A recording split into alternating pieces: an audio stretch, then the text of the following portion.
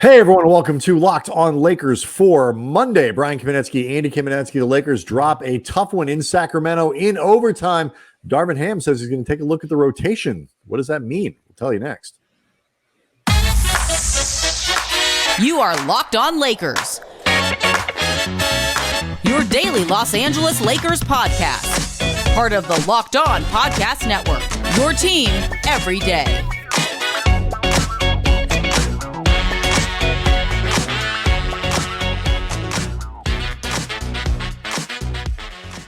Thanks to everybody for making Locked On Lakers your first listen of every day, Monday through Friday, no matter how or where you get your podcasts. Always free, never behind a paywall. Locked On Lakers on YouTube. YouTube is where you can go to hang out with over 21,000 subscribers to the channel and hang out. You are talking to them. You are talking to us.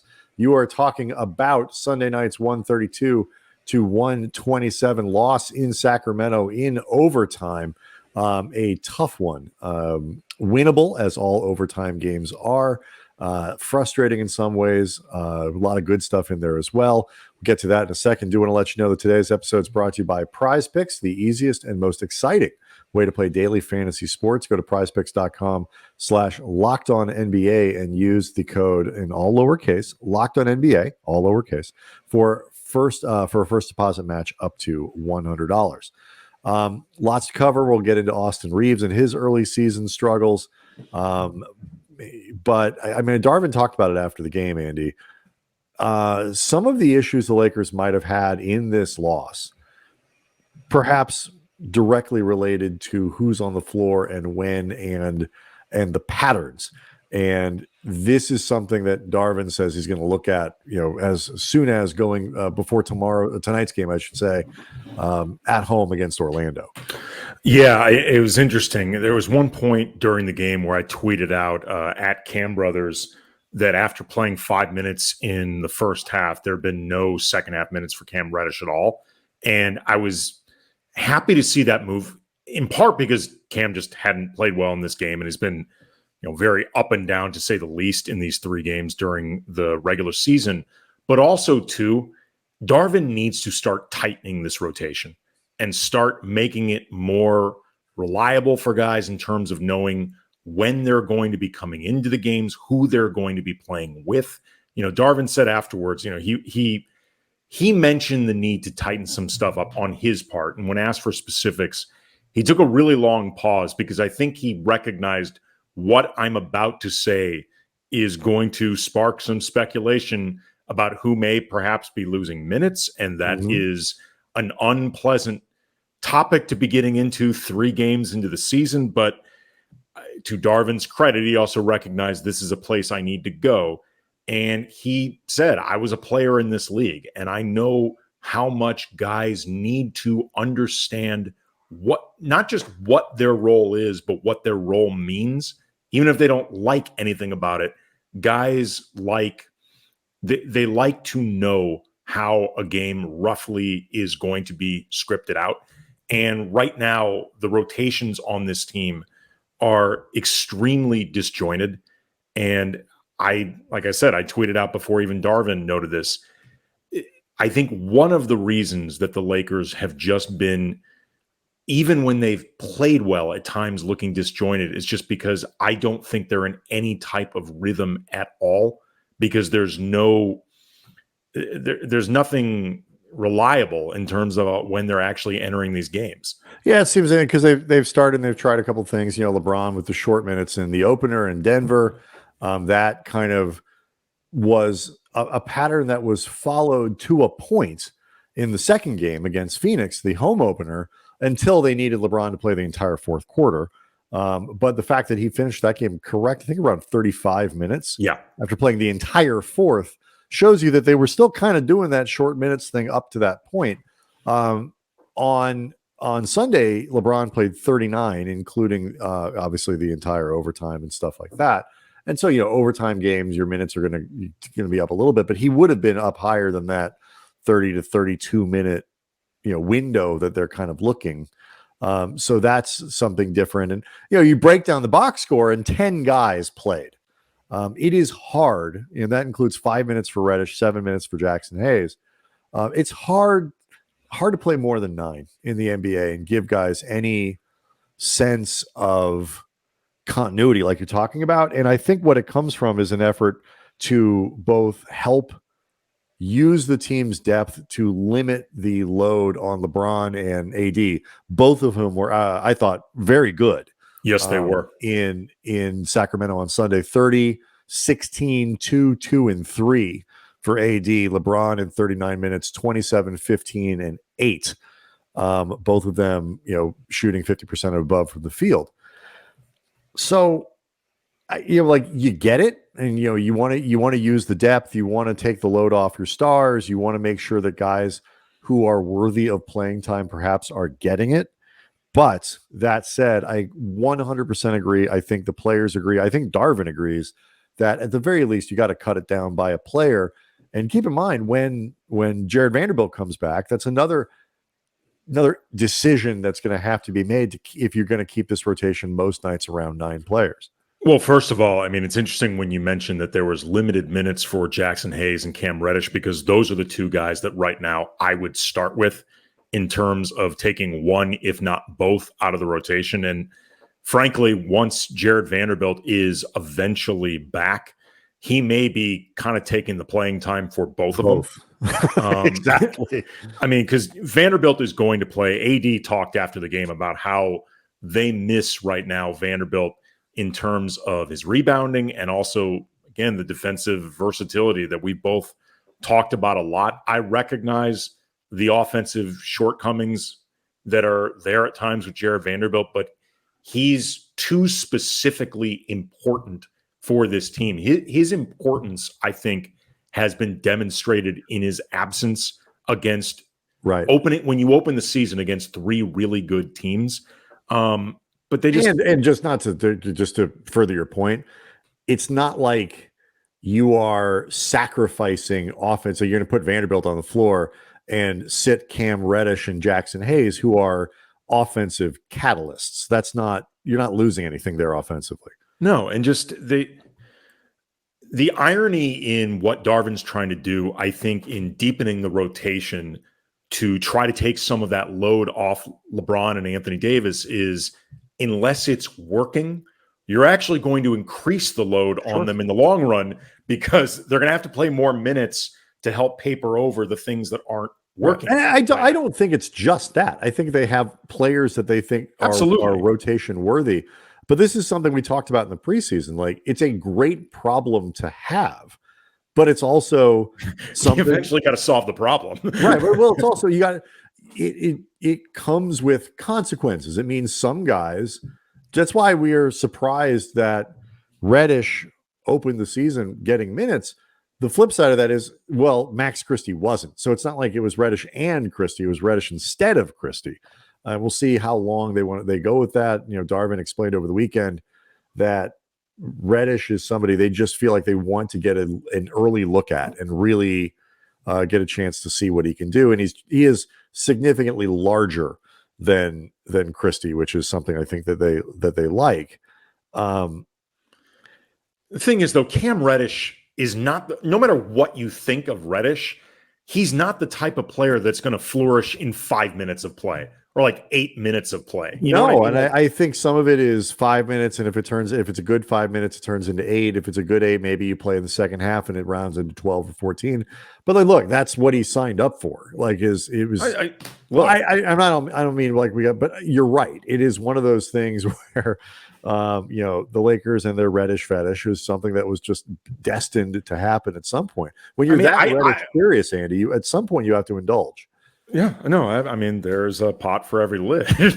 And, at some point, though, you have to, I guess, reevaluate your type. Right. And that's what I think they're going to do. I think they'll tighten it up tomorrow. Why do I keep ending up in these relationships? I don't.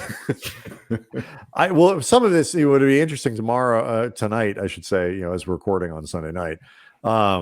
Whether or not LeBron plays, obviously, in the second night of a back-to-back after playing 39 minutes, obviously influences what it looks like Monday, literally, but figuratively, I think we're going to see the Lakers make some adjustments in how they do it. One thing that needs to be adjusted Austin Reaves. Whatever setting he's currently on, fix it. I don't like this one. We'll talk about Reaves' struggles next. Locked On Lakers is brought to you by Prize Picks, the largest independently owned daily fantasy sports platform in North America. Instead of battling thousands of other players, including pros and sharks, you pick more than or less than on 2 to 6 players, their stats projections, and you can just watch the winnings roll in. Prize Picks is the most fun you can have, winning up to 25 times your money this football season. There's an enormous selection of players and stats to choose from.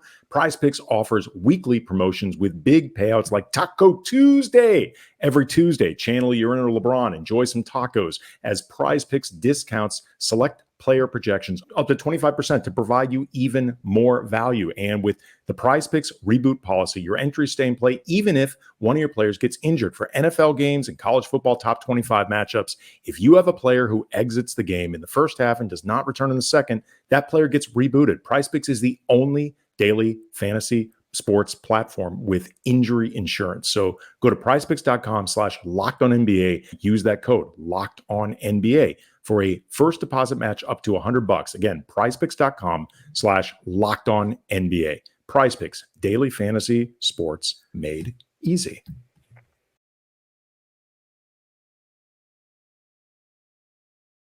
So, Andy, one of the guys that was rotated out of the late game rotation for the Lakers was Austin Reaves.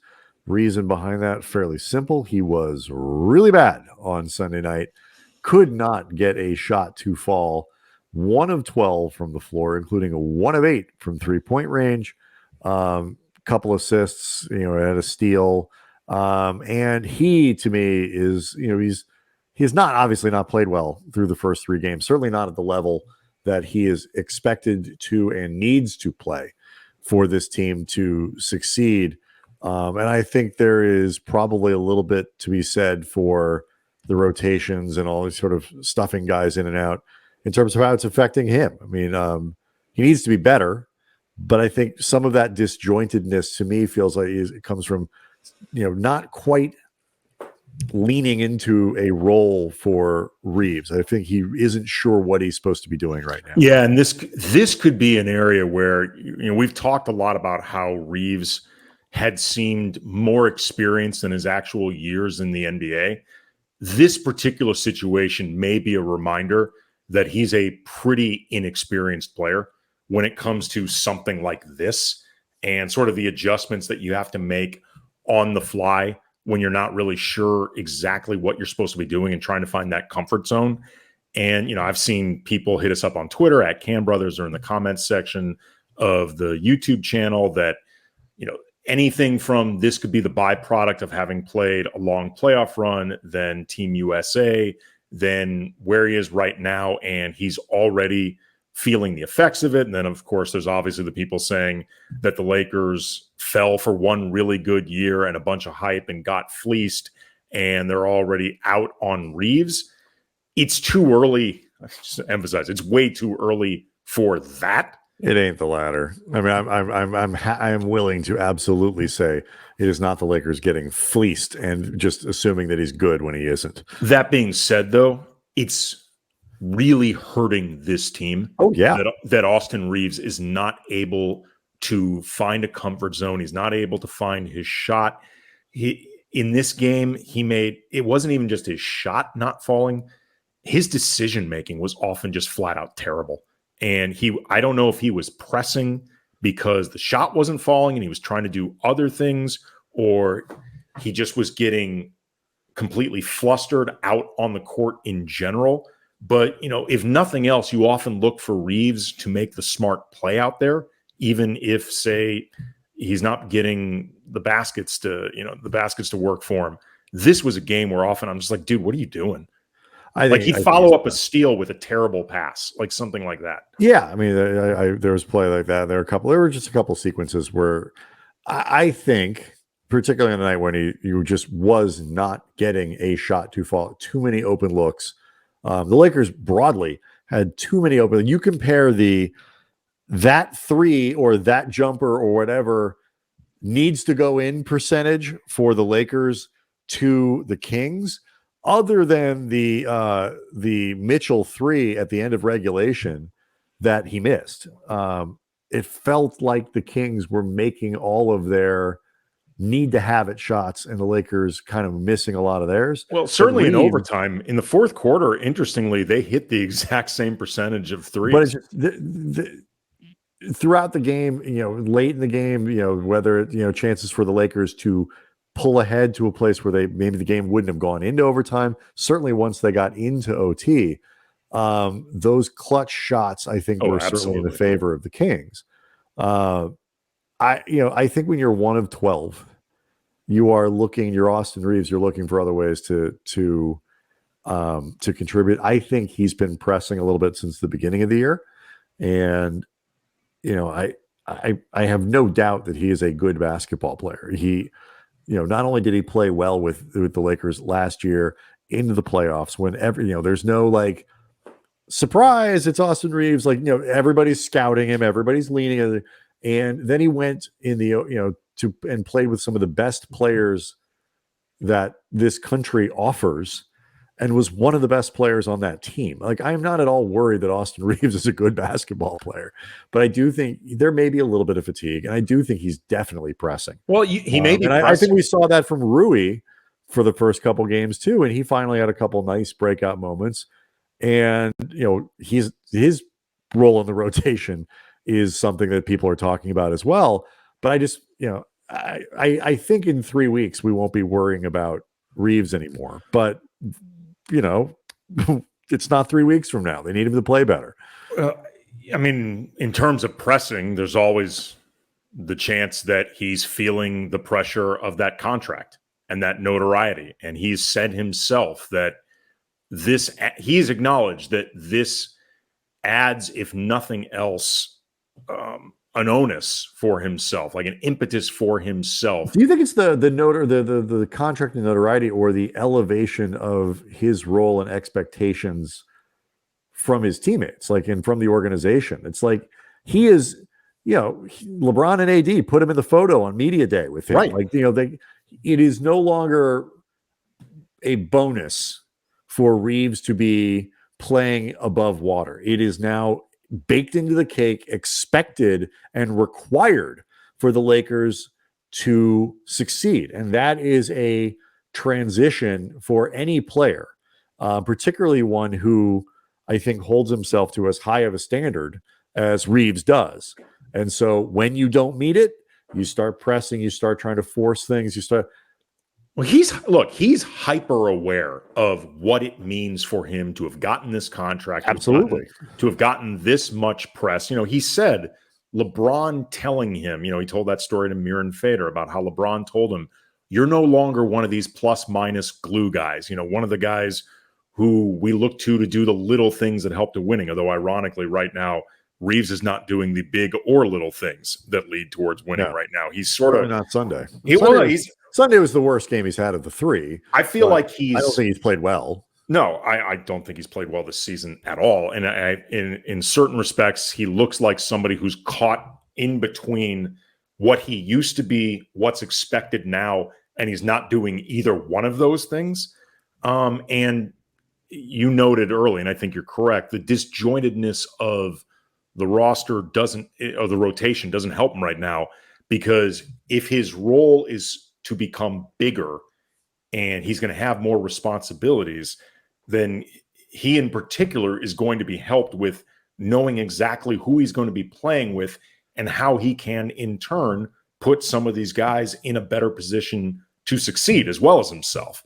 But he needs to find a comfort zone right now, and he needs to figure out exactly what it is that is holding him back and get through it, because his lack of impact is really hurting this team. Like, if you looked at one guy right now through 3 games and said, obviously it's not about one player, but this one player has been the biggest, impediment towards winning. If you had to narrow it down that way, it's Austin Reaves. I think so. I don't even think you can make an argument for anyone else. That's absolutely fair. Another guy who's struggling is Gabe Vincent. He played 32 minutes. on Sunday, mostly as a defensive assignment. Talk a little bit about Vincent and then Christian Wood, and then maybe a little breakout. Rui. I I was want going to to say a bring little Rui into breakout this for as Rui well. Hachimura. So all of those guys coming up next. Locked on Lakers is brought to you by FanDuel, and you can celebrate this NFL season with incredible offers from FanDuel, America's #1 sportsbook. Right now, new customers, you bet $5, just $5, you get $150 back in bonus bets, guaranteed. You can use those bonus bets on spreads, on player props, over-unders, futures, all sorts of fun stuff. The app is really easy to use, and you've got all these different options right there at your fingertips. But of course, and there are NBA props that you can bet on as well. The Lakers, as of this recording, 13-1 to win the championship behind just Boston, Milwaukee, Denver, and Phoenix. LeBron, crazy. He's going to be 39 in a couple months. A 50-1 bet to win MVP. Anthony Davis, 31-1. And I just happened to notice his old friend Russell Westbrook, 500-1 to win MVP. Anthony Davis, 9-1 to win Defensive Player of the Year. So visit FanDuel.com/lockedon and enjoy this NFL season with an offer you don't want to miss. FanDuel, an official partner of the NFL.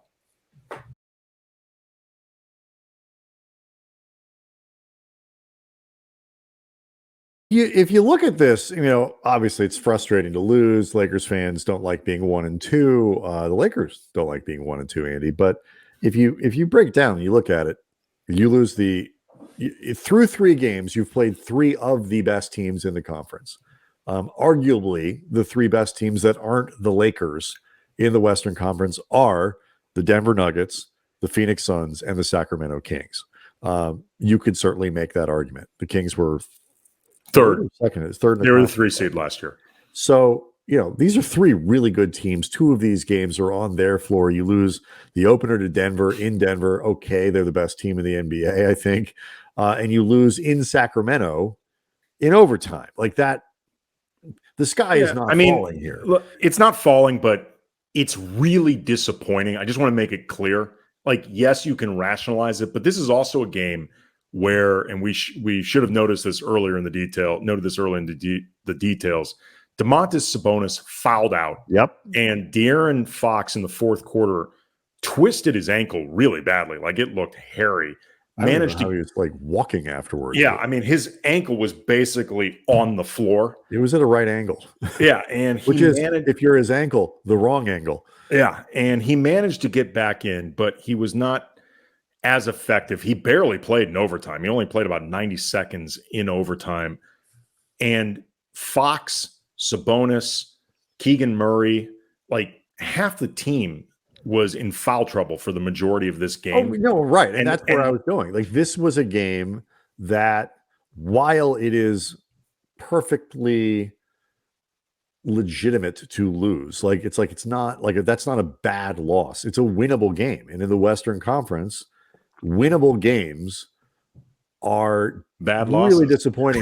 They're kind of bad losses. Right. It's like, when you have a chance to take a game, some nights you're going to be outplayed. Some nights, you're going to the other team's going to be better. Some nights you can't get a shot to fall. But like the Lakers, to their credit, after a god-awful first quarter, like defensively, this is another place where I think solidifying the rotations and getting some predictability there will help, is the Lakers are currently all over the map defensively. They have stretches where they look fantastic. And they have stretches where they cannot get a stop. And the first quarter, they were getting backdoored and front doored and side doored. And there was just no resistance at all. Trap-doored. Yes. The Sacramento put up 41 points. And look, 25 in the second, 21 in the third. And the Lakers admirably got themselves back into the game and, led for a little bit. And then it obviously went to overtime. But the defense, the consistency on the defensive end isn't there. And, Sacramento is one of the best offensive teams in the league, so they're tough to stop. even without Fox, as you noted, Malik Monk might have improved a little too much as a Laker. Yes, really good.